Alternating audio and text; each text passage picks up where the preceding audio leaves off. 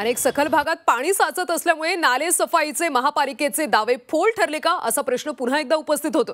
तिकडे कल्याण ग्रामीण भागात मध्ये सुद्धा वादळी वाऱ्यासह जोरदार पावसाने हजेरी लावली। जोरदार पावसामुळे नागरिकांची तारांबळ उडाली। गेल्या 2 ते 4 दिवसांपासून पावसाने मुंबईसह महाराष्ट्राला झोडपून टाकले।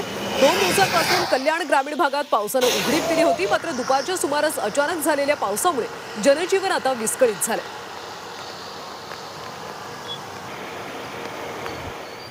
दरम्यान या पावसाचा आढावा घेतला आमचे प्रतिनिधी उमेश जाधव यांनी।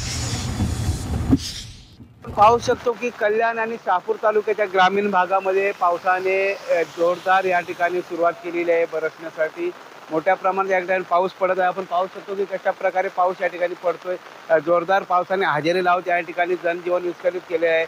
आपण पाहू शकतो की 1:30 वाजल्यापासून या ठिकाणी पावसाने हजेरी लावत या ठिकाणी मोठ्या प्रमाणात बरसण्यास सुरुवात केली आहे। गेली 2 दिवसापासून पावसाने या ठिकाणी उघडीप दिली होती। ज्याप्रमाणे संपूर्ण महाराष्ट्रात पावसाने धुमाकूळ घातला होता, परंतु कल्याण आणि शहापूर ग्रामीणमध्ये कमी प्रमाणात पाऊस पडत होता। परंतु आज अचानक एका तासापासून पावसाने या ठिकाणी जोरदार हजेरी लावत वादळी वाऱ्यासह या ठिकाणी बरसण्यास सुरुवात केली। त्यामुळे जनजीवन मात्र विस्कळीत झाले।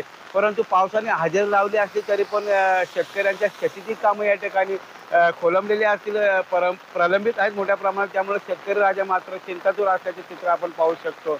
उमेश जाधव, झी मीडिया, कल्याण ग्रामीण।